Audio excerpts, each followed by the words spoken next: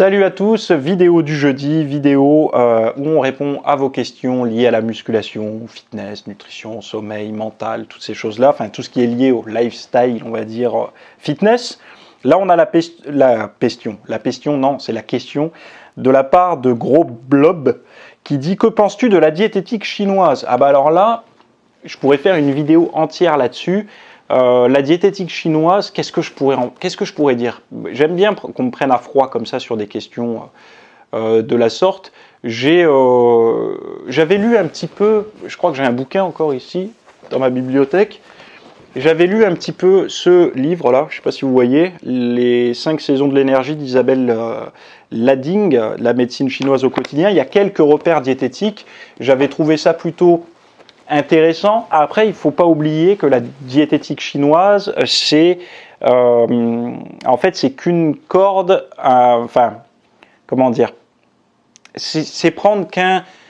En fait, il ne faudrait pas parler de diététique chinoise, il faudrait parler de médecine chinoise, dont la diététique est un morceau du puzzle. Il y a plein de morceaux comme ça qui viennent s'articuler autour de la médecine chinoise, et la diététique rentre là-dedans.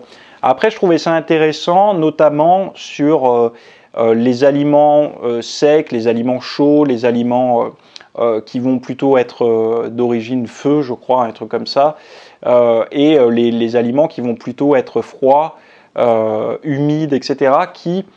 J'avais fait des essais, et c'est vrai qu'il y avait, par exemple, et je donne un exemple concret, quand vous mangez des aliments caractérisés humides, donc qui apportent beaucoup d'eau, etc. à l'organisme, et que vous êtes dans une période où vous avez beaucoup de nez qui coule, des sinusites chroniques et tout, eh ben, ça ne va pas encourager forcément le rétablissement, alors que l'inverse, oui. En fait, comme un phénomène, grossièrement, d'éponge dans le corps. Donc, il y a des choses comme ça qui peuvent apporter une forme de réflexion un petit peu différente. Donc, la diététique chinoise, pour moi, dans ce sens-là, elle est intéressante. Après, il ne faut pas oublier une chose, c'est que la diététique chinoise, elle est peut-être aussi adaptée à leur continent, que ce soit l'accès à leur nourriture, que ce soit leurs ancêtres, donc génétiquement comment ils sont foutus les bonhommes, comment ils assimilent les choses. Donc c'est toujours bien d'observer les autres comment ils font, mais d'après d'appliquer une nutrition d'un continent à un autre, il faut quand même prendre un petit peu de recul et voir que ça ne marche pas à tout le monde, notamment par exemple les produits laitiers. Les produits laitiers, quand eux ont fait importer les produits laitiers et ont commencé à en consommer beaucoup, il y a eu pas mal de problèmes au niveau digestif parce qu'ils n'étaient pas adaptés. En fait, l'enzyme que nous on a, on va dire européen, surtout du Nord, qu'on a plus facilement, eux l'ont en fait la perdent plus vite, ou alors ne l'ont pas en même concentration que nous. Donc il y a peut-être certainement d'autres facteurs, mais j'essaie de vous schématiser les choses le mieux que je peux. Donc pour moi, la diététique chinoise est intéressante au niveau thérapeutique, c'est-à-dire que de voir quels sont les concepts, quelles sont les conclusions qu'ils ont pu en tirer tout au long de l'année, des millénaires, on va dire, et d'essayer d'appliquer ça, de faire ses propres essais. Et c'est ça que j'aime beaucoup, en fait, moi, dans la nutrition, c'est de voir quelque chose et de pouvoir le tester au quotidien. Ça paye vraiment, je trouve, et c'est relativement intéressant.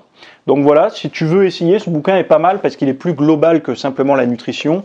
Et après, fais attention aussi aux vidéos qu'il y a sur YouTube par rapport à ça. J'en ai regardé un petit peu. On est assez loin quand même de ce qui peut être dit dans ce genre de bouquin. Il y avait juste une personne qui était intéressante, mais je ne sais pas s'il fait encore des nouvelles vidéos. Après, les personnes, s'ils connaissent mieux que moi, peut-être que vous pourrez mettre des liens de vidéos intéressantes là-dessus, puisque forcément, il y aura des passionnés qui auront tapé les mots-clés, qui seront tombés sur ma vidéo. Donc voilà pour ma réponse à ta question. Moi, j'ai qu'un aperçu, on va dire, global là-dessus. Je suis pas expert là-dedans. Tu m'aurais dit diète méditerranéenne, j'aurais pu être plus pointu, mais la diététique chinoise, c'est pas vraiment mon domaine, même si je l'ai un petit peu étudié. Donc voilà ma réponse à ta question. Encore une fois, si vous voulez plus de renseignements, notamment sur cette fameuse diète méditerranéenne, il y a des liens en description, vous pouvez accéder à toutes les formations, les vidéos, etc., où j'en parle. Voilà, on se retrouve jeudi prochain pour la prochaine vidéo.